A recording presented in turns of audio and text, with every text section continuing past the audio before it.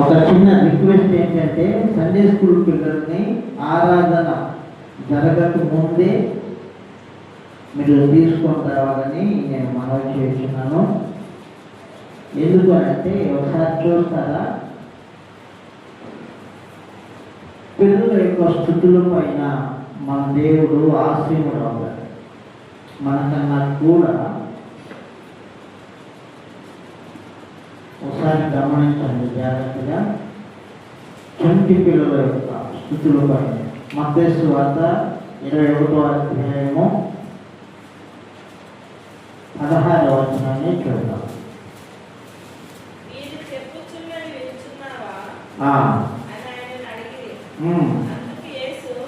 అందుకు యేసు అమ్మ కొంచెం 15 నుండి చదువుతారా?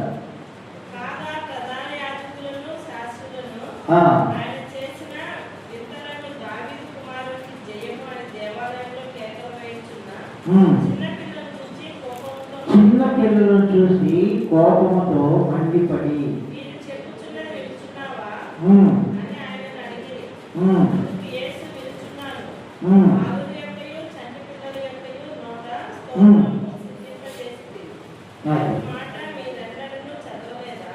అన్నమాట మీరెన్నడూ చదవలేదా? మీరు చదివారా ఎప్పుడన్నా ఈ మాట? మీరు కూడా చదవలేదా? అంటే చిన్నపిల్లలు స్థుతించినప్పుడు ఆ స్థుతుల పైన మన దేవుడు ఆసీనుడుగా ఉంటాడు కనుక నీళ్ళు అవి ఇవి వస్తూ ఉంటాయి, సమస్యలు ఉంటాయి మీకు కూడా.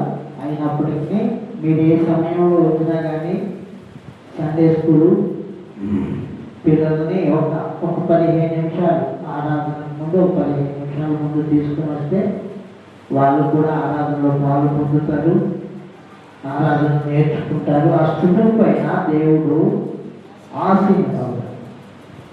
మీకు ఒక చిన్న సందర్భం గుర్తు చేస్తాను నేను, తర్వాత నేను మెసేజ్లో పెడతాను. చిన్నపిల్లలకి దేవుడు ఎంత ప్రాధాన్యత ఇస్తున్నాడో చూద్దాం. ఆదికాండము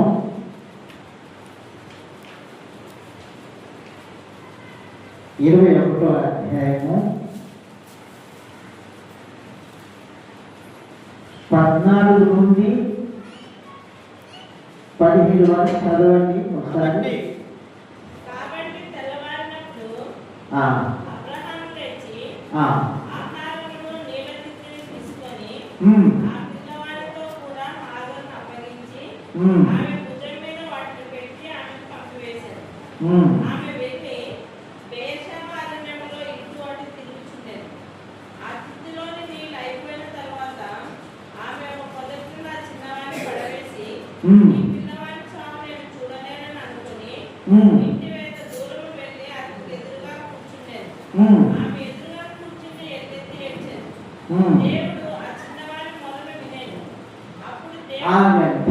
చిన్నవాడి అన్నదిగా మనం చిన్నవాళ్ళ కోసం ఎదురు చూస్తున్నామంట.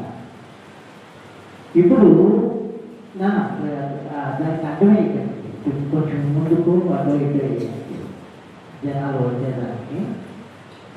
ఇప్పుడు హాజరు చేసిన పని ఏంటి? ఎలుగెత్తి ఏడ్చింది. నా వైపు గమనిస్తారా? ఇంకా అందరూ చిన్నపిల్లవాడు ఎవరు చెప్పండి ఇక్కడ? చిన్నపిల్లవాడు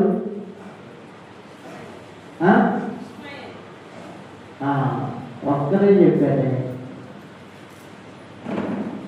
ఒకవేళ దేవుడు ప్రార్థన ఆలకిస్తే ఎవరు ప్రార్థన ఆలకించాలి?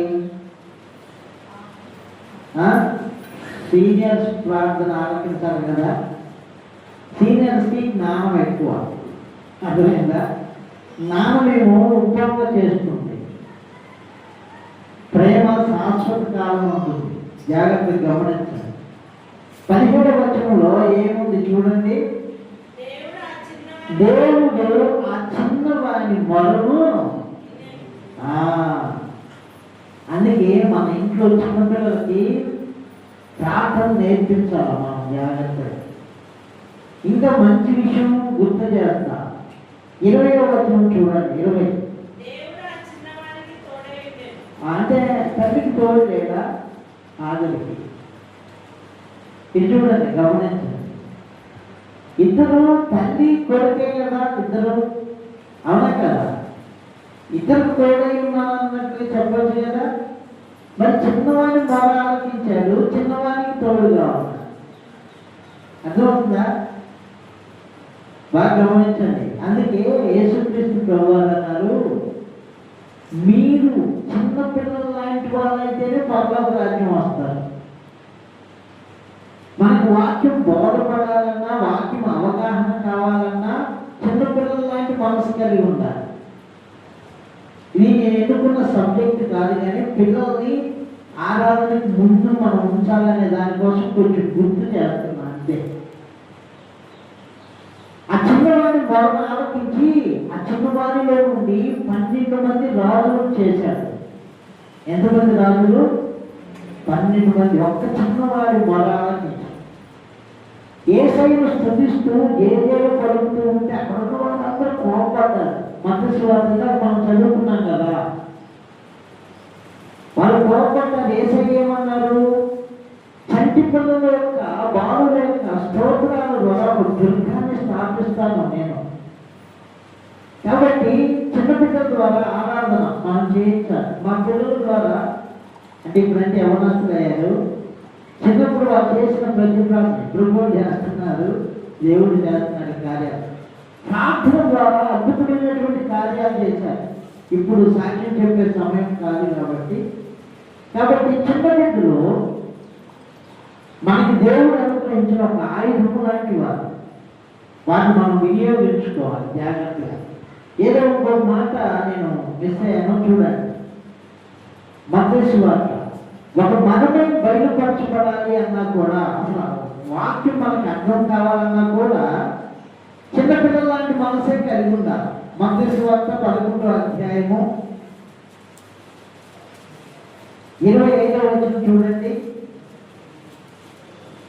ఆ సమయమున యేసు చెప్పినదేమనగా, తండ్రి, ఆకాశముకును భూమికిని ప్రభువా, నీవు జ్ఞానులకును వివేకులకును ఈ సంగతులను మరుగు చేసి. ఒక్క నిమిషం. జ్ఞానులకి వివేకులకి మర్మం బయలుపరచబడాలి. రియల్గా అయితే అంత మంచి జ్ఞానండి, వివేకండి, మర్మాన్ని లాగాడు అని అనుకోవాలి. జనరల్గా మనం మాట్లాడుకుంటే, అవునా కదా? ఇక్కడ అలా లేదు. జ్ఞానులకి వివేకులకు నీవు మర్మమును ఈ సంగతులను మరుగు చేసి పసిబాలులకు బయలుపరిచినావని నిన్ను స్తుతించుచున్నాను. చూడండి, వాక్యంలో ఉన్నటువంటి జ్ఞానము, సారాంశము ఎవరికి అర్థమవుతుంది? ఏం స్పందించట్లేదే. పసిబాలుల కంటే పసిపిల్లల లాంటి మనసు కలిగిన వాళ్ళకే దేవుడు బయలుపరుస్తాడు. ఇక్కడ హాగరు జ్ఞానిలాగా ఉంది, మరొకలా ఆమె తోడుగా లేడు. కానీ ఇష్మాయేలు నిష్కల్మషం లేనటువంటి పసిపిల్లాడు, అతనికే తెలియదు. ఆ బిడ్డ యొక్క మరణి దేవుడు వినను, ఆలకించను. ఆ బిడ్డకి దేవుడు, మీరు పిల్లలు భక్తులే చదువుతున్నారు, తోడని నేను. కాబట్టి 18వ వచనం అధ్యాయం కూడా చూడండి, మత్తయి సువార్త 3వ వచనం. అంటే ఎప్పుడప్పుడు మనం క్రియేట్ చేసుకోవాలి, మరీ అర్థం కూర్చోవద్దు. ముందుగా మీరు మార్పు ఉంది. ఎలాంటి వాళ్ళకి కావాలి మనము? బిడ్డల వంటి వారైతేనే కానీ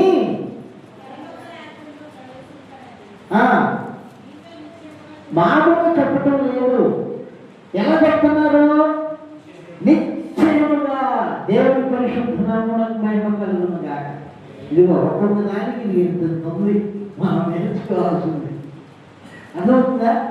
కాబట్టి పిల్లల్ని అస్సలు పెట్టద్దు మనం, జాగ్రత్తగా. ఎందుకంటే నేటి బాధలే రేపటి బావులే ఎల్లుండి. అయ్యా ఇంకేం లేదా? అర్థమైంది కదా? ఇప్పుడు సండే స్కూల్ పిల్లలే రేపటి విశ్వాసం. విశ్వాసులు, రేపటి విశ్వాసులే ఎటువంటి సేవకులు.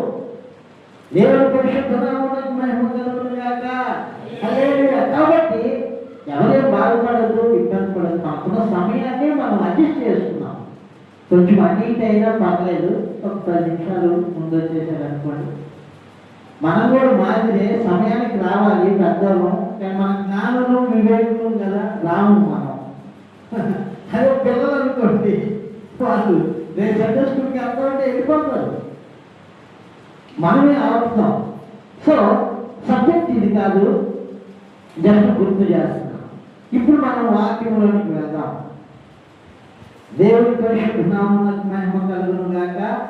హల్లెలూయా. మత్తయి సువార్త 17వ అధ్యాయము 1-2 వచనాలు చదువుతున్నాం. అమ్మమ్మ కొంచెం అన్నది తీయండి. ఇప్పుడు మనమేమో వచ్చిన వాళ్ళం కొంచెం ముందుకు వెళ్తాము. వీళ్ళు రేపటి ప్యాసింజర్లు కూడా ఉన్నాయి ఇక్కడ కొన్ని. ఎవరైనా రేపటి ప్యాసింజర్ ఎక్కారా? ట్రైన్ ఎంత స్పీడ్కి వెళ్ళింది? స్లోగా వెళ్ళింది కదా, అట్లా అనమాట. మరి అదేంటి, వందే భారత్ కూడా ఉంది కదా. అన్నీ కలుపుకొని మనం వెళ్ళాలి జాగ్రత్తగా. దొరికిన వాళ్ళు అక్కడ చదవడం చాలా సంతోషకరము. దొరికిన వాళ్ళు దొరికించుకొని అలాంటి వాళ్ళు వెంబడించాలి మనం. అదవుతుందా? నాకు దొరకలేదని అలానే ఉండకూడదు. పోటీతత్వం రావాలి భక్తి జీవితంలో. అని ఆ శిక్షణ గారు ఈ బ్రదర్ చదువుతున్నా, నేను కూడా ఎలా తీయాలి తక్కువ, అసలు ఎలా తీయగలిగారు? అదే కృప. ఆ కృపను పొందుకోవాలి మనం. మత్తయి సువార్త 17వ అధ్యాయం 1-2 వచనాలు చదవండి. 6 దినములైన తరువాత యేసు పేతురును యాకోబును వెంట పెట్టుకొని ఎత్తైనటువంటి ఒక కొండ మీదకి ఏకాంతముగా పోయి వారి ఎదుట రూపాంతరము పొందెను. 2వ వచనం, ఆయన ముఖము సూర్యుని వలె ప్రకాశించెను,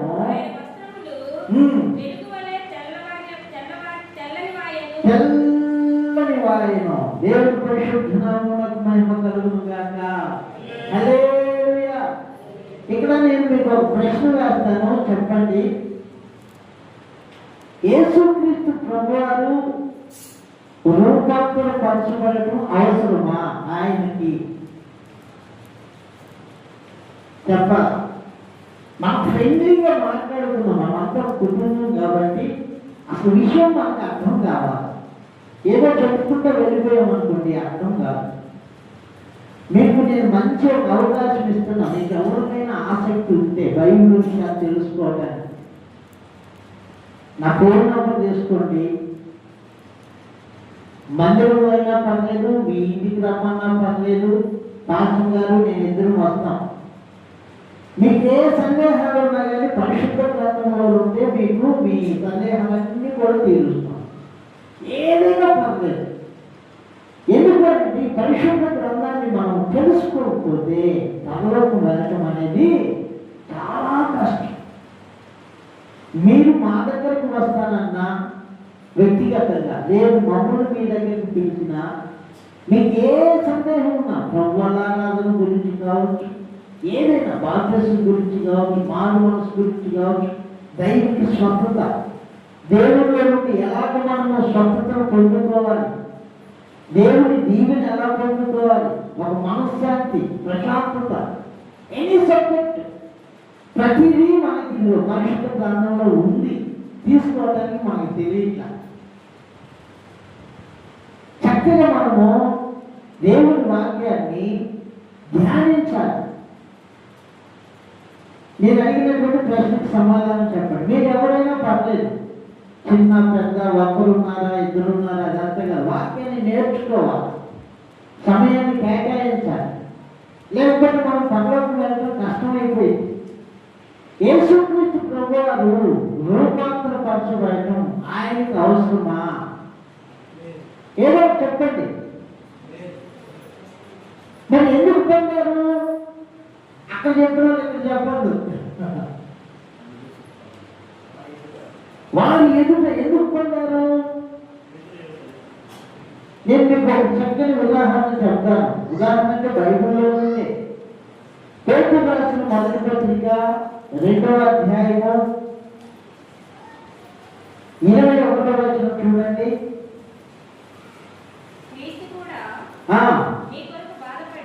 మీ కొరకు బాధపడి మీరు తన అడుగు జాడలయందు మాదిరి మాదిరి మాదిరి యేసుక్రీస్తు ప్రభువు ఆయన రూపాంతరపరచబడవలసినటువంటి అవసరం లేదు. వసింప సత్యమ కాని మహాతేజస్సులో నివాసం చేయించున్న దేవుడు నీ కొరకు నా కొరకు మనిషిగా పుట్టి రిక్తునిగా తను తాను తగ్గించుకొని దాసుని స్వరూపమును ధరించుకొని, రిక్తునిగా అంటే సున్నా అన్నమాట, జీరో, గురువుగా అంటారు. ఆ స్థాయికి వచ్చి నీ కొరకు నా కొరకు పశువుల తట్టులో పరుండబెట్టుబడి, బాగా గమనించాను, మానవుని యొక్క పాదాల దగ్గర బేషను పెట్టి ఆ బేషంలో నీళ్లు పోసి, బాగా గమనించాలి, దాంట్లో మానవుని యొక్క పాదాలు పెట్టి, ఇప్పుడు నేను ఒక సేవకుని ఉదాహరణకి ఇట్లారా బాబు, ఇట్లా నువ్వు ఇట్లా ఊరికి చూపిస్తాను, మీరు గమనించండి.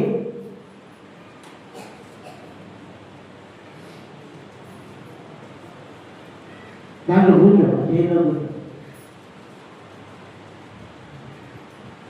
ఇప్పుడు నేను ఇట్లా వంగి ఇక్కడ వేషమైంది, అందరూ కనబడుతున్నానా? కనబడట్లేదు. ఊరికి పెట్టి దాని మీద నీరు పోసి చక్కగా ఇక్కడ ఇట్లా కడిగి నడుమ కట్టుకున్నటువంటి తువాతోటి ఇట్లా చూస్తున్నా ఒక సేవకుని నేను. మీకేం అనిపించట్లేదా?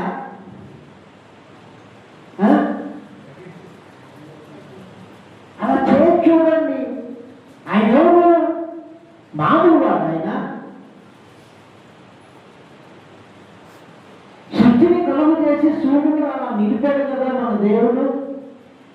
అలాంటి దేవుడు వారిని వెంట పెట్టుకొని, అర్థమవుతుందా? వెంట పెట్టుకొని అంటే ఏంటి? దాంట్లో చేయి పట్టుకొని వెంట పెట్టుకుని ఎక్కడికి తీసుకెళ్ళాడు? మీరు గమనించండి ప్రతిదీ. నేను అక్కడ సౌండ్ రాకముందే ఈ రోజు లోన్ చేశాను. వెంట పెట్టుకొని, వాళ్ళకి ఏం లేదండి. ఒకప్పుడు వెంట పెట్టుకొని హైదరాబాద్ తీసుకొని వెళ్ళి మంచి కంపెనీలో ఉద్యోగం చూపిస్తే ఈరోజు పర్మనెంట్ అయిపోయింది. బాగా గమనించండి. ఎలా తీసుకెళ్ళారు? వెంట పెట్టుకొని, ఏమీ తెలియదు. జస్ట్ హైదరాబాద్ తీసుకొస్తేనే మంచిగా ఉపకారం చేసాం మనం. ప్రతి మనిషి ఏదో ఒక మనిషికి ఏదో ఒక ఉపకారం చేస్తున్నాడు. వెంట పెట్టుకొని అడ్రస్ చూపించాడు, వెంట పెట్టుకొని పరీక్షలు తీసుకొని వెళ్ళాడు. యేసుక్రీస్తు ప్రభువు నిన్ను నన్ను వెంట పెట్టుకొని, ఈరోజు పరిశుద్ధాత్మ దేవుడు మనల్ని వెంట పెట్టుకొని నడిపిస్తున్నాడు. ఈ మాటల ద్వారా వెంట పెట్టుకొని ఏం చేశాడు ఆయన? వెంట పెట్టుకొని అక్కడ ముచ్చట పెట్టలేదు. ఎత్తైనటువంటి కొండ మీదకి ఏకాంతముగా పోయి మీరు ఫిల్అప్ చేయాలి దేవుడి వాక్యాన్ని. దేవుడి వాక్యం చెప్తూ ఉన్నప్పుడు మనతో ఒక మాట చెప్తే దాని వెనకాల మీరు రావాలి. అప్పుడే మనం వాక్యం నేర్చుకుంటున్నాం. వెంటబట్టుకొని ఎత్తైనటువంటి, ఎత్తైనంటే ఎత్తైన కొండ, మామూలు కొండలు లేదు, ఎత్తైన కొండలు లేదు. ఎత్తైన కొండ మీదకి మీరు ఏసైతో వెళ్ళారు అంటే ఇది గమనించండి. సర్వసాధారణమైనటువంటి ప్రజలతో మీకు నివసించట్లేదు ఈ ముగ్గులు. ఎవరి ముగ్గులు? ఎవరి ముగ్గులు? ఎవరి ముగ్గులు? పేతురు యోహానేనా కాదే, చూడండి, యోహానేనా పేతురు తర్వాత పేతురు. మరి ఎందుకు లైన్ తప్పాలి? మనం అక్కడ ఉన్నదే నేర్చుకుందాం. పేతురు, యాకోబు, అతని సహోదరుడైన యోహాను ఎక్కడికి పోయారు? ఎత్తైనటువంటి కొండ. ఎత్తైన కొండ అంటే దేవుడి మనసు, యేసయ్య మనసు. ఉన్నతమైన స్థితిలో ఉన్నారండి. సర్వసాధారణంగా ఉన్నటువంటి ఆ ఊరికి, ఆ కాలనీకి, ఆ పట్టణానికి దాన్ని గమనించండి, వెలుపల ఎత్తైనటువంటి ఒక కొండ ఉంది. అదే దైవ మనసు. అందుకే దావీదు గారు అంటారు, నేను ఎక్కలేని ఎత్తైనటువంటి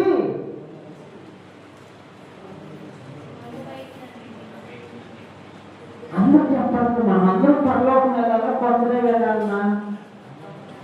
అందరూ వెళ్ళాలి కదా. అందరూ పరీక్ష రాయాలి అన్నప్పుడు అందరూ అదే విధంగా చదువుకోవాలిగా.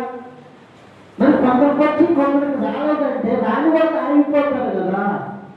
అందుకని మనం నేర్చుకోవాలి. దాని యొక్క గుండెల్లో ఆశ కొండ చూస్తే, అంటే ఒక మనుషుల జీవితం, ఒక రూపాంతర అనుభవం, ఒక ప్రేమతో కూడిన బ్రతుకు, ఒక విశ్వాస జీవితం జీవించాలంటే ఉన్నతంగా ఉంది, ఎక్కలేని స్థితిలో ఉంది. ఎలాగా? అయ్యా నా తోటి కావట్లేదు. ఏమంటున్నాడు చూస్తారా? కీర్తన గ్రంథం ఎక్కడుంది? మీరే పట్టుకోవాలి సీనియర్స్. కీర్తన గ్రంథం ఎక్కడుంది? ఆ మాట చదవగలుగుతారా? ఆ కన్నుడు ఎత్తు ఎక్కాలి.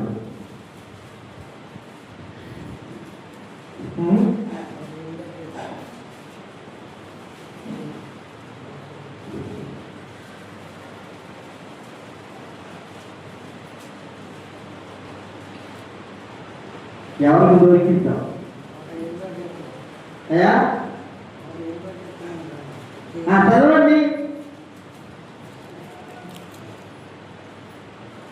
ఆకాశం కంటే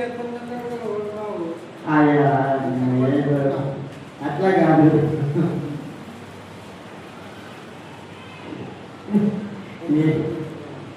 చూడండి చూడండి,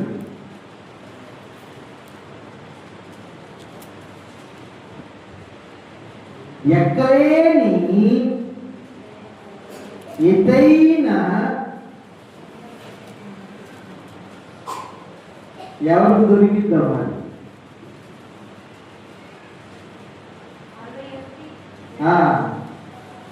అరవై చూడండి, నేను ఇక్కడ పెట్టాను చూస్తున్నాను కానీ అది సెకండ్ లైన్లో ఉంది. రెండవ వచనం, నా ప్రాణము తల్లడిల్లగా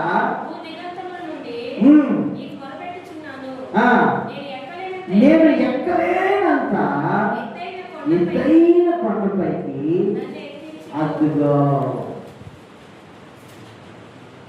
ఈ కొండ పరిశుద్ధమైనటువంటి జీవితము, దేవుడి వల్లే బ్రతకాలనే బ్రతుకు బాగా గమనించండి. అందరూ ఆశ కలిగేదే, అందరూ ఆశించదగినదే, కానీ క్రియలోకి వచ్చేసరికి అది మొత్తం పర్వతం అయిపోతుంది. ఎక్కలేకపోతున్నాం. ఈ ప్రార్థన చేయలేకపోతుందండి, బైబిల్ చదవలేకపోతున్నానండి, విశ్వాసం ఉండలేకపోతున్నానండి, ఎదుటి వాళ్ళని క్షమించలేకపోతున్నాను, ప్రేమించలేకపోతున్నాను. ఇది ఒక ఎత్తైనటువంటి పర్వతంలాగా ఉండిపోతుంది. కానీ పరలోకం వెళ్ళాలని అందరికీ ఇష్టమే. దాని మీద కూడా నేను ఎక్కాలనుకుంటున్నాను కానీ ఎక్కలేకపోతున్నాను. అందుకని దేవుని సహాయం కోరుతున్నాను. ఏమని? నేను ఎక్కలేనంత ఎత్తైన కొండపైకి నన్ను ఎక్కించుమో. దేవుని పరిశుద్ధ నామమునకు మహిమ కలుగును గాక. ఇప్పుడు యేసుక్రీస్తు ప్రభువు వచ్చి వారిని వెంటబెట్టుకొని ఎక్కించలేదా? చెప్పండి. ఈ రోజున పరిశుద్ధాత్మ దేవుడు మనందరితో మాట్లాడుతున్నాడు. నీ గుండెలో ఉన్నటువంటి ఒక పరిశుద్ధమైనటువంటి పర్వతం ఎక్కడ ఉంది కానీ చేత కావట్లేదు. పరిశుద్ధ పరిశుద్ధాత్మ దేవుడు నీ చేయి పట్టుకొని వెంట పెట్టుకొని నీ నెక్కించడానికి ఆయన సమర్థుడు. దేవుని పరిశుద్ధ నామమునకు మహిమ కలుగును గాక. అయితే మనం ఆయన ఎక్కిస్తున్నప్పుడు మనం ఆయన చేయి పట్టుకొని ఎక్కాలి నెమ్మదిగా. ఆయన మనకు మాదిరించుకున్నాడు. ఆయన అడుగులను మన అడుగులు వెంబడించాలి. ఆయన జీవితాన్ని మన జీవితము వెంబడించాలి. వెంట పెట్టుకొని నిన్ను నన్ను ఎక్కించాలని ఆయన ఇష్టపడుతున్నాడు. మీరు గమనించండి, పాపి అయిన మనుషుడు పరిశుద్ధపరచబడి ప్రభువులో మార్చబడటం అనేది సాధ్యమా అసాధ్యమా చెప్పాలి. గట్టి చెప్పు, నాకు అర్థమైందా అర్థం కాలేదా? పాపి అయినటువంటి మనుషుడు పరిశుద్ధపరచబడి ప్రభువులో మార్చబడి నిత్యానిత్యము ఆ ప్రభువులాగా జీవించడం సాధ్యమా అసాధ్యమా? గట్టి చెప్పాలా?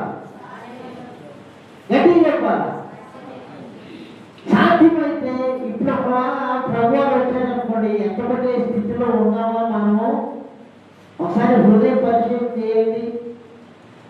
ఎందుకు ఎంతమంది స్థితిలో లేవు అనంటే ఆయన వెంట పట్టుకొని నడిపిస్తున్నా కానీ ఇరవై గ్రంథంలో ఉంటే ఆయన చేయి పట్టుకొని నడిపిస్తుంటే చేయి తిరుగుకొని మనం పనికి వెళ్ళిపోతున్నాం. మనం ఏం చేస్తున్నాము? ఆయన వెంట పట్టుకొని ఎక్కడైనటువంటి పంటపైకి మనం నడిపిస్తూ ఉంటే మనమేమో చేయి జరుపుకొని మన మనసు పెట్టినట్టు మనం బ్రతికేస్తున్నాం.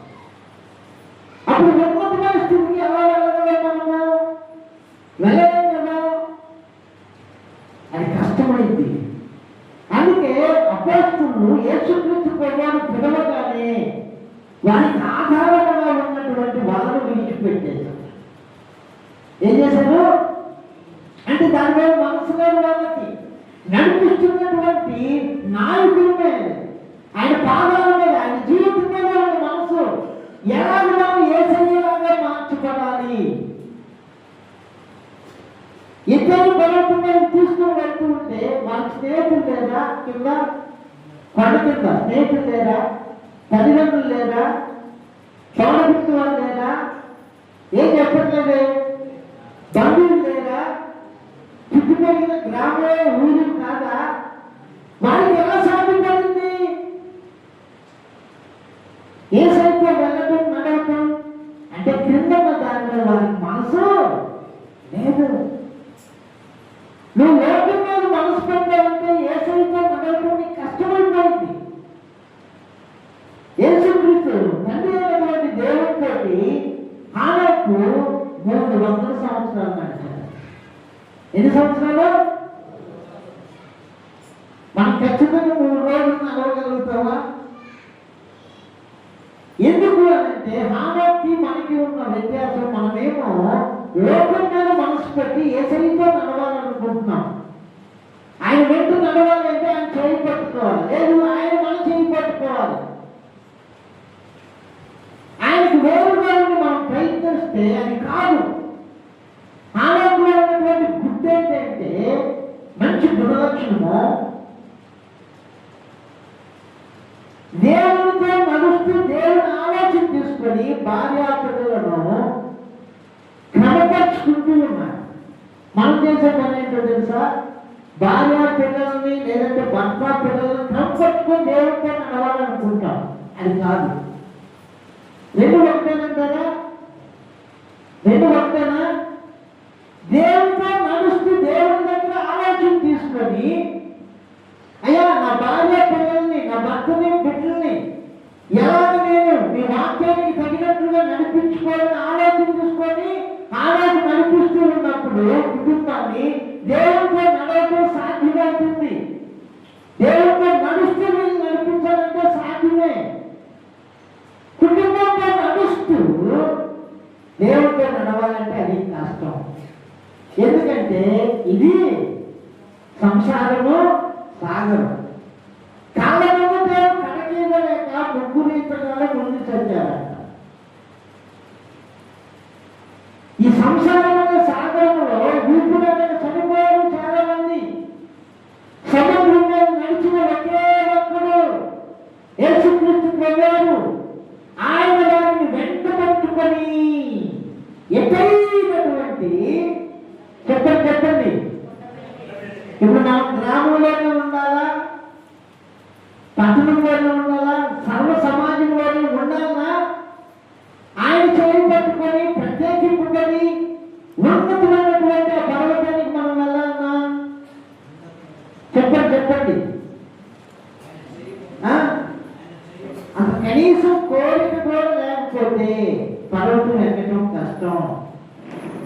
నీ గుండెల్లో ఒక కోరిక, అది అగ్ని వలె రగులుతూ మండుతూ ప్రకాశించాలి.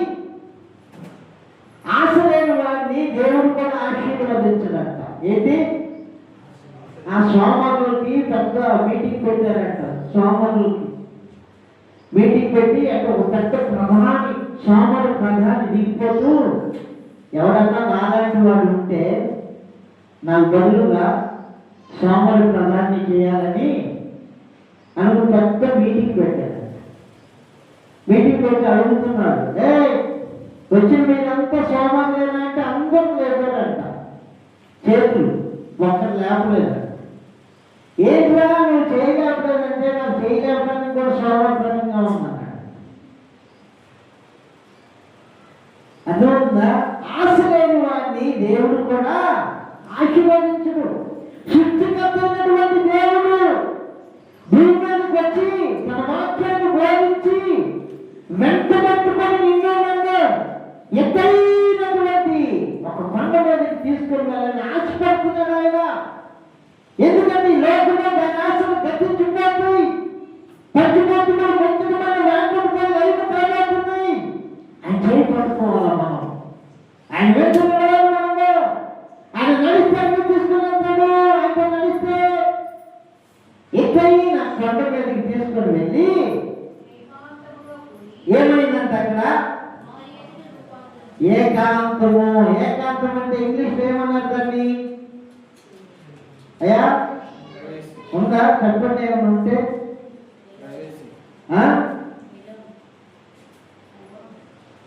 ఏకాంతంగా. అబ్బా పిల్లలంతా గోల్ చేస్తున్నారండి ఇక్కడ బాగా. ఇక్కడ కూర్చో, అడోరి ఇడోరి కిటికీ కూర్చొని ఇక్కడ మాట్లాడుకుంటున్నారు ఇద్దరు స్నేహితులు. చాలా రోజులైందిరా మనం కలిసి. చాలా బాగుంది. ఇక్కడ ఎలా ఉంది? ఏకాంతంగా ఉంది, ప్రశాంతంగా ఉంది.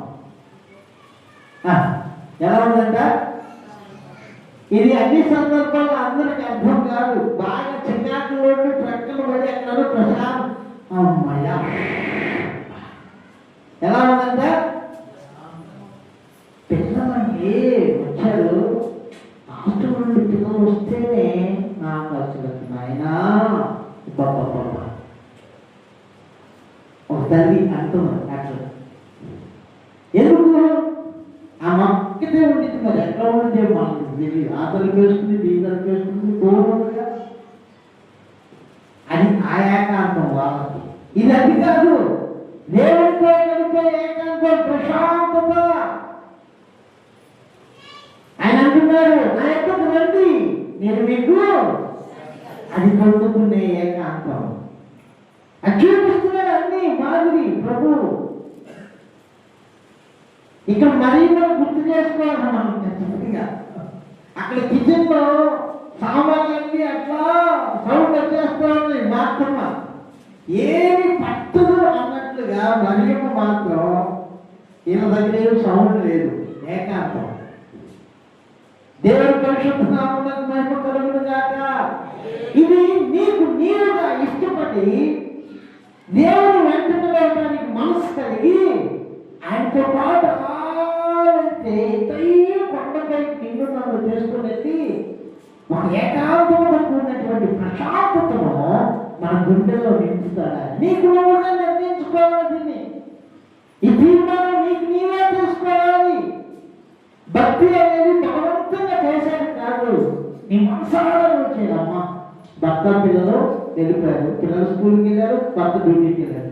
తలుపేసేసి చక్కగా బైబిల్ ముందు పెట్టుకొని ఆ మోకరించి ఆ వాక్యాన్ని ధ్యానిస్తూ ఉంటే అది ఏకాంతం. ఆయన మనసును నేర్పించడానికి మీరు ముగ్గురు తీసుకొని వెళ్ళాడు. అక్కడికి తీసుకుని వెళ్ళాక ఏమైపోయింది? అక్కడ రూపాంతరం పొందాడు. రూపాంతరం అంటే అయ్యా ఇదిగో మనం సర్వ సమాజంలో నుండి, ప్రజల్లో నుండి ప్రత్యేకింపబడి ఎత్తైనటువంటి ఒక కొండపైకి వెళ్తే ఇలా మారుతాము. నాకు అవసరం లేదు, మీరు మారాలని మీకు చూపిస్తున్నా. ఎలా మారాలి? మీరు రూపాంతరం పరచబడాలి. మనం విడిచిపెట్టారు మంచిదే, నాతో పాటు ఇక్కడ వచ్చారు మంచిదే. ఇదిగో ఎవరైతే ఇలా రూపాంతరం పడతారో వారికి నిత్య రాజ్యం. ఎలా రూపాంతరం కలిగింది అక్కడ? రెండవ వచనం, ఆయన ముఖము సూర్యుని వలెను. అదిగో చూసారా, ఆయన ముఖం ఎలా ఉందండి? సూర్యుని వలె.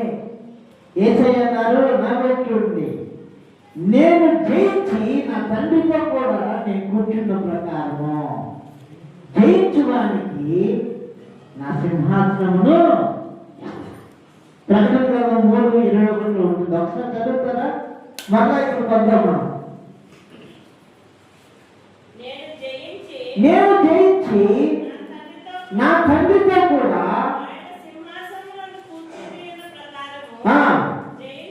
జయించువాని నాతో కూడా. అద్దుగో దేన్ని జయించాలి? జయించడం అంటే లోక స్నేహాన్ని జయించాలా, లోక విధానాలు జయించాలా, పాపాన్ని జయించాలి, శాపాన్ని జయించాలా, శరీరేచ్ఛను జయించాలి, మరణాన్ని జయించాలా. యేసుక్రీస్తు ప్రభువుపై మీరు ఆ ఎత్తైనటువంటి ఆ కొండపై ఉన్నప్పుడు లోక సభలమైన ప్రజలతో సహవాసం ఉన్నా వీళ్ళకి? పేతురు యాకోబు యోహానుకి ఉందా లేదా? లేదు. ప్రత్యేకింపబడ్డారు అక్కడ నుండి. నీవు నేను లోక సంబంధమైన విధానాల్లో నుండి ప్రత్యేకింపబడితేనే ఒక రూపాంతర అనుభవానికి వస్తా ఉన్నాను, లేకపోతే రాలేము. మనం ఆయన వల్ల ఏదైనా ఎఫ్ఎస్సి పత్రిక 4:15 చూడండి. ఎఫ్ఎస్సి పత్రిక 4:15.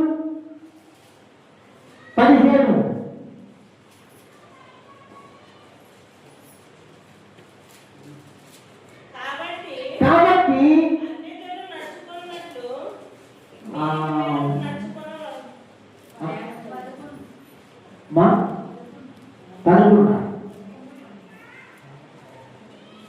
ఏంటి 11, 12? ఎఫ్ఎస్సి పత్రిక 4:15 చూడండి ఒకసారి. మరి అదేగా నేను చెప్పింది, నేనేమో తప్పు చెప్పానా? మేము ఇంతే కదా అంటారా? చెప్పిన ప్రసంగా ఎన్నిసార్లు చెప్పొచ్చు మీ దగ్గర, ఎందుకంటే ముందున్నది మన తర్వాత గుర్తుండదు కాబట్టి. నాకు కూడా మంచిది. నేను ఇందాక ఏ రెఫరెన్స్ చెప్పాను? ఇదే చెప్పానా వేరే చెప్పానా? రెండు దగ్గర మాత్రం రికార్డ్ అవుతుంది, రివర్స్ కూడా చూసుకోవచ్చు. చదవండి. ప్రేమ కలిగి సత్యము చెప్పుతూ ఎలాగా క్రీస్తు వలె ఉండుటకు ఎన్ని విషయములలో అన్ని విషయములలో ఎదగవలెను. అదే రూపాంతర అనుభవం. దేవుడి పరిశుద్ధ నామమునకు మహిమ కలుగును గాక. ప్రేమ విషయంలో ప్రతి విషయంలో క్రీస్తు వలె ఉండుటకు మనం అన్ని విషయాల్లో ఎదగాలి. ఎందుకంటే ఆయన పరిపూర్ణుడు. అక్కడే చూడండి 11, 12 వచనాలు అదే అధ్యాయం. మనమందరము విశ్వాస విషయంలోను దేవుని కుమారుని గురించిన ఇటువంటి ఏకత్వం పొంది, ఏకత్వము అంటే ఆయనతో పాటు ఏకత్వం పొంది అనగా క్రీస్తునకు కలిగిన, ఇది చూడండి అందరూ, క్రీస్తునకు కలిగిన సంపూర్ణతకు సమానమైన, ఏంటంటే సమానమైన, ఎవరికి సమానమైన? క్రీస్తునకు కలిగిన సంపూర్ణతకు సమానమైన సంపూర్ణత. ఎందుకు సమానమైన సంపూర్ణత అంటే ఆయన నివాసం చేసే స్థలంలో మనం కూడా నివాసం చేయాలి కనుక. అందుకని మనమందరం ఏం చేయబడాలి?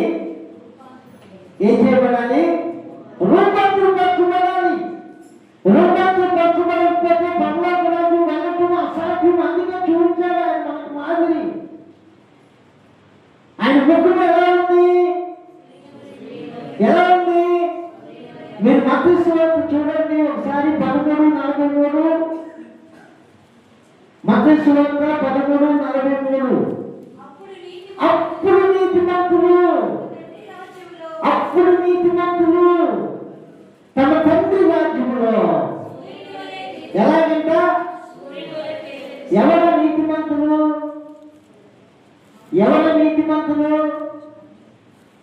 అయ్యా మనం కదా. దేవుడు లోకం ఎంతో ప్రేమించాలంటే లోకాన్ని మనం కాదనుకుంటున్నాం మనం. అప్పుడు నీతిమంతులు తమ తండ్రి రాజ్యంలో సూర్యుని వలె. ఎప్పుడు ఇక్కడ మనం రూపాంతరం ఖర్చు పెడితేనే, ఉదాహరణగా మంచి కంపెనీలో ఉద్యోగం చేయాలనుకోండి, బాగా గమనించండి. ఆ కంపెనీలో ఏమేమి వర్క్ చేయాలో ఆ వ్యక్తి బయట ఇంటర్వ్యూ చేస్తారా చేయరా? చేయకుండా ఇస్తారా ఉద్యోగం? అంటే కంపెనీలో ఏ రీతిగా ఇతను జాబ్ చేయడానికి అర్హుడో అలాంటి అర్హత ఉందా లేదా బయట కనబడుతున్నారు. నువ్వు పరలోకంలో జీవించాలి, నిత్యశూన్యుడైనటువంటి యేసుతో జీవించాలి అంటే పరలోకానికి వెలుపలను తర్పీలుగా ఉండాలి. ఒక మాటలో చెప్పాలంటే క్రైస్తవుడు ఈ లోకంలో పరలోకంలో జీవిస్తున్నట్లుగా జీవిస్తూ ట్రైనింగ్ పొందాలి. అలా పొందకపోతే పరలోక రాజ్యం వెళ్ళటము కష్టము. అది నేర్పించడానికి ఏసై చేశారు. దేవుని పరిశుద్ధ నామమునకు మహిమ కలుగును గాక. హల్లెలూయా. అందుకే రోమా పత్రిక 12వ అధ్యాయంలో మంచి మాట రాయించాడు పౌలు. 2వ వచనం చూడండి.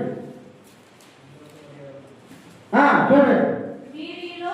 మీరు ఈ లోక మర్యాదను అనుసరింపక ఉత్తమమైనది ఒకటి ఉంది. ఏంటి అంటే దైవ గుణగణాలు ధరించుకోండి. యేసయ్య నీతో జీవించగానే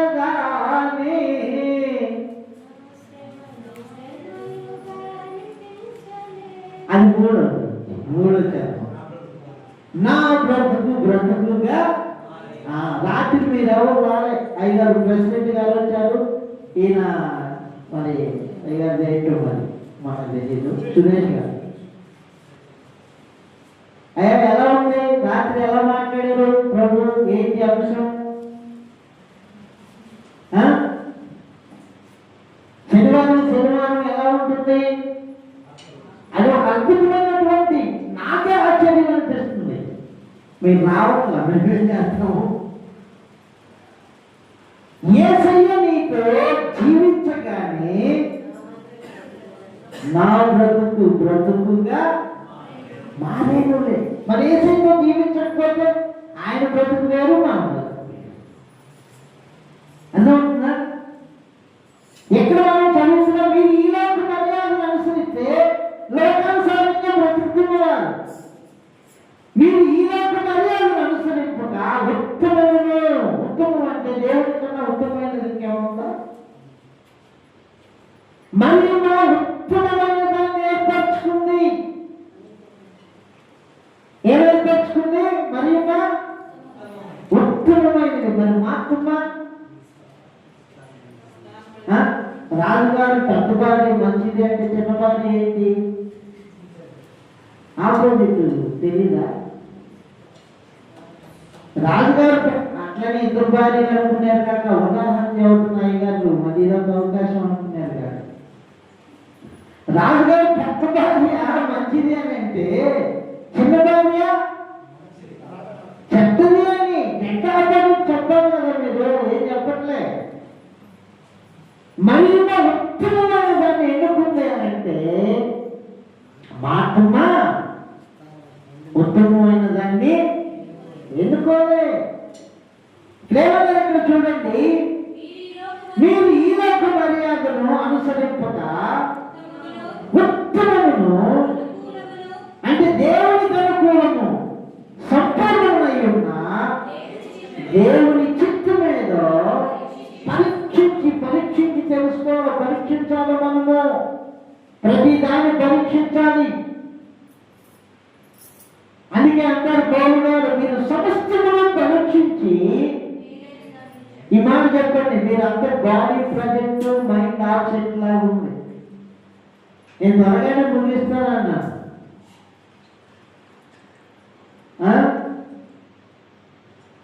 ఏం చెప్తున్నారు, ఏం చదువుతున్నారు?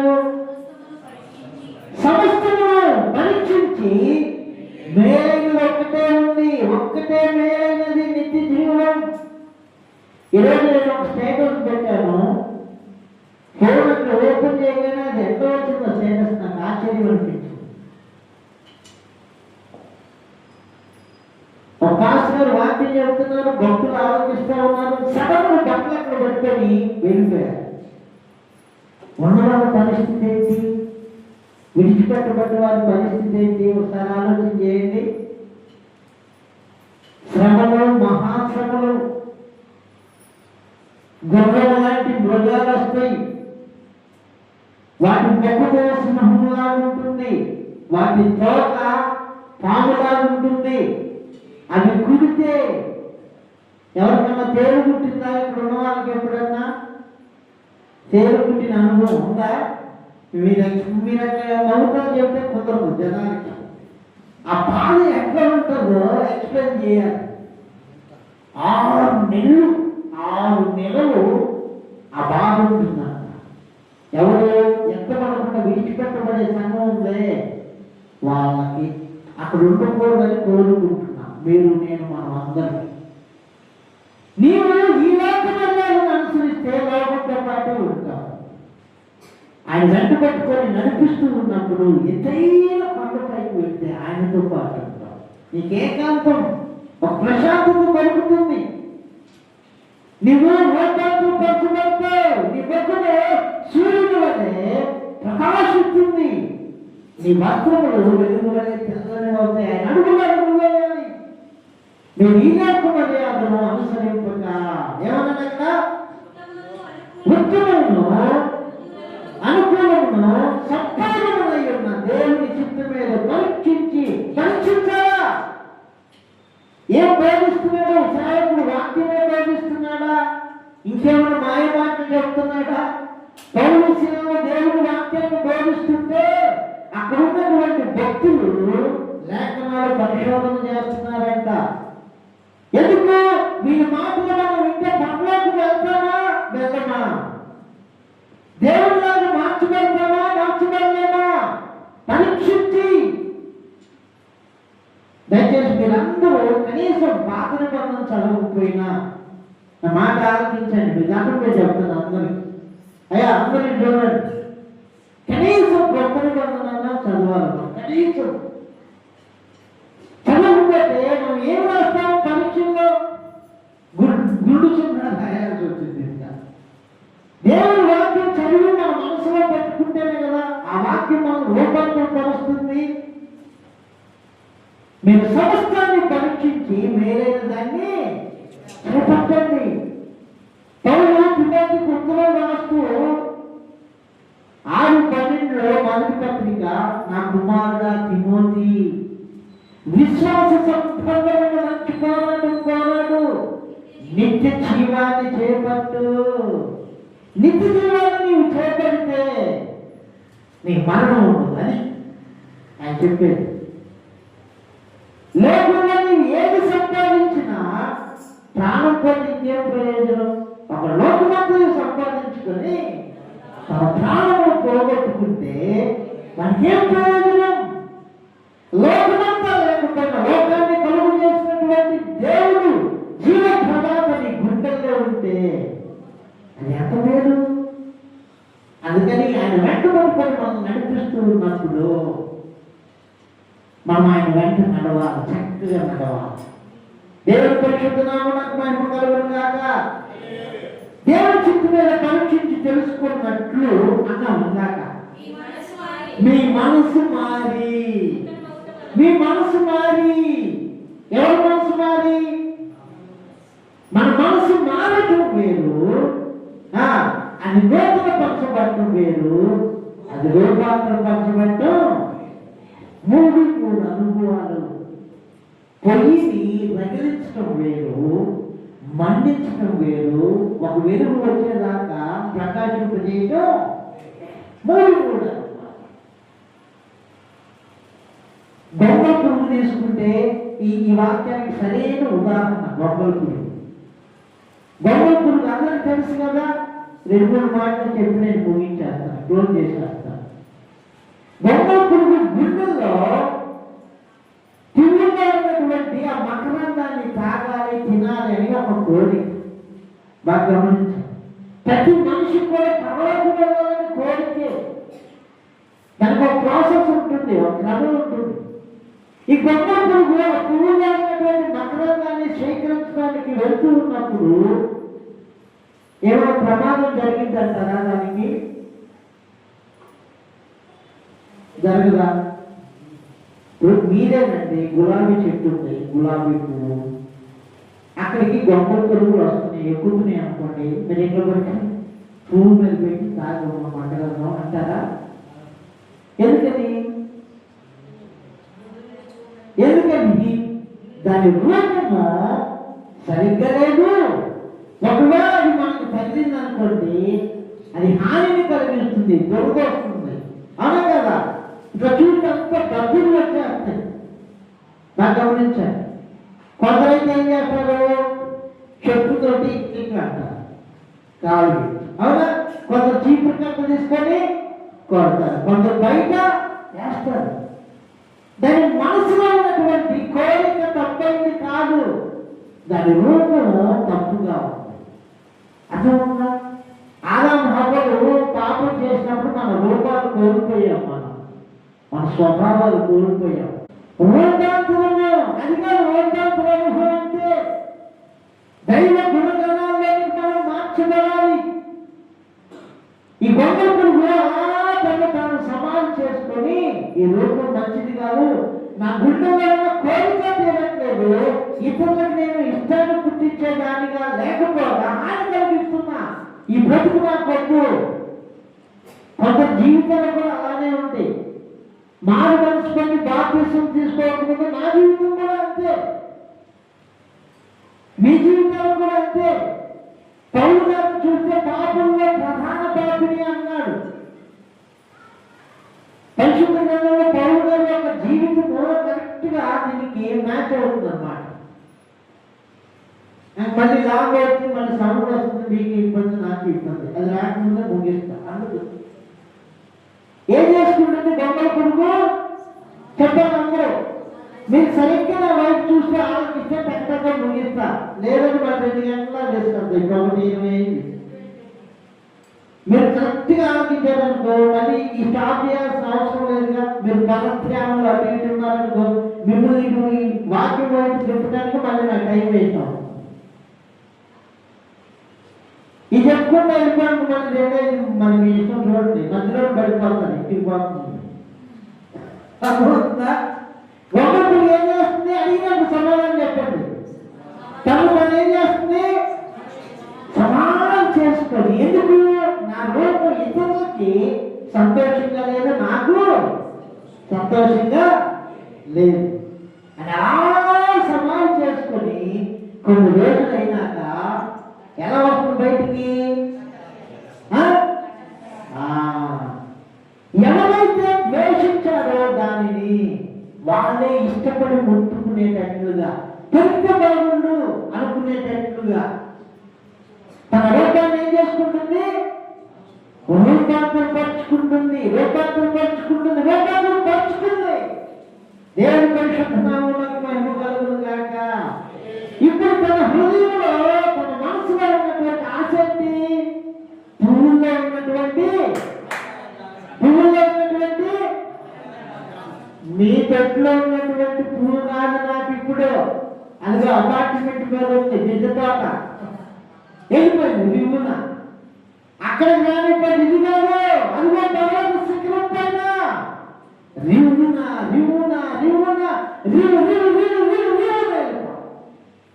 ఒక పాపి పరిశుద్ధపరచబడి.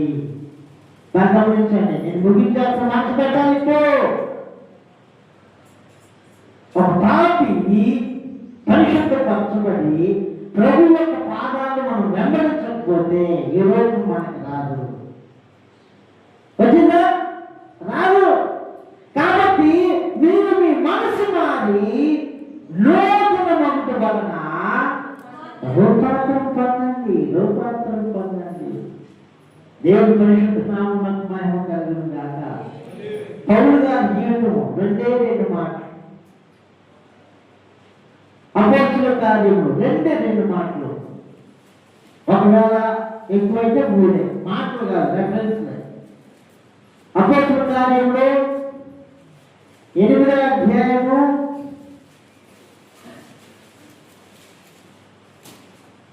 3వ వచనము, 9వ అధ్యాయం 1వ వచనం చూడండి. సౌలైతే ఇంటింట జొచ్చి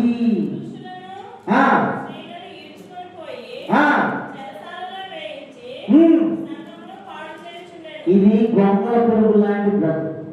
అర్థమైందా? అంతకన్నా కూడా నీచమైన బ్రతుకనే అనుకోవాలి. 9వ అధ్యాయం 1వ వచనం చూడండి.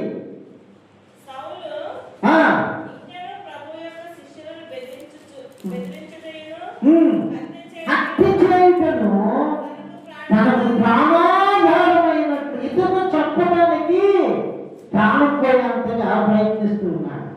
గొంగళ పురుగు కన్నా డేంజర్. మరి ఎలాగా తన జీవితం మార్చబడింది అని అంటే ఈ 9వ అధ్యాయంలో దేవుడు దర్శించాడు. చూడండి 3వ వచనం. ప్రయాణం చేయొచ్చు దమస్కు దగ్గరికి వచ్చి అకస్మాత్తుగా ఆకాశం నుండి ఒక వెలుగు అతని చుట్టూ ప్రకాశించను. ఇప్పుడు వాక్యం అనే వెలుగు నీ మీద ప్రకాశిస్తుంది. నువ్వు స్పందించాలా? ఆ వెలుగు ప్రకాశించినప్పుడు సౌలు స్పందించాడు. ఆ పిలుపుకి, ఆ వెలుగుకి లోబడ్డాడు. లోబడినాక గాంధీ పత్రిక చూడండి 2:20. గాంధీ పత్రిక 2:20. నేను క్రీస్తుతో కూడా ఇంకనూ జీవించువాడును నేను కాను. దేవుడు పరిశుద్ధ నామమునకు మహిమ కలుగును గాక. మీకు మెరుగుడు పురుగులు తెలుసా? మెరుగుడు పురుగులు తెలుసా? వెన్నెల వేళ చీకట్లో కరెంట్ లేని దగ్గర మెరుగుడు పురుగులు తీసి దేవుడు వేసుకుంటాం అనుకోండి, ఎలా ఉంటాయి? చీకటిగా ఉంటాయి కదా. ఎలా ఉంటాయి? ఆ లోపల ఎక్కడైతే మనం దాస్తామో అక్కడ వెలుగు ప్రకాశించినప్పుడు సౌలు ఆ వెలుగును గుండెల్లో తీసుకోవటం వలన, తన స్వభావాన్ని చంపుకోవటం వలన ఇంకా జీవించడం నేను కాదు, క్రీస్తే నా లోపల వెలుగుడు పురుగు కన్నా గెలవైన దేవుడు నా లోపల ఉంటే నా బ్రతుకు ప్రకాశిస్తుంది. ఇంకా జీవించడం నేను కాను, క్రీస్తే యందు జీవించుతున్నాడు. కొరింథీ పత్రిక 1:11 అయిపోయింది మెసేజ్. కొరింథీ పత్రిక 11వ అధ్యాయము, నేను క్రీస్తుని పోలి నడుచుకున్న ప్రకారము అర్థగా నడుచుకుంటారా? ఫైనల్ అయిపోయింది. నేను క్రీస్తుని పోలి నడుచుకుంటూ ఆ క్రీస్తుని నా గుండెల్లో ఉంచుకున్నాను. ఇప్పుడు నేను ఆయన వెంబడిస్తున్నాను కనుక మీరు కూడా నన్ను. కాబట్టి మనం ఏం చేయబడాలి? ఆయన పట్టుకొని నడిపించినప్పుడు ఆయనతో పాటు ఉన్నతమైన స్థితికి మనము నడవాలి. ఆయన ఏం చేశారు? 6 దినములైన తర్వాత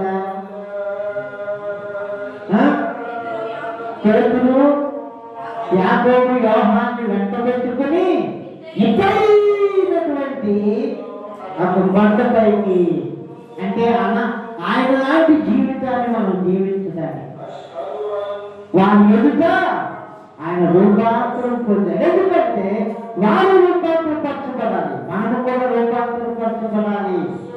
రూపాంతరం లేకపోతే పర్వాలేదు లేదు. కాబట్టి మనసు మారాలి, మారిన మనసు నూతనం అవ్వాలి. బాగా గమనించండి, నూతనమైనటువంటి ఆ మనసు రూపాంతరము పరచబడాలి. అలా అయితేనే మనం నిత్య రాజ్యంలో ప్రవేశిస్తాం. దేవుని ఘనమైన వాక్కులు మన అంతరంగాల్లో స్థిరపరిచి భద్రపరిచి నెరవేర్చుగాక.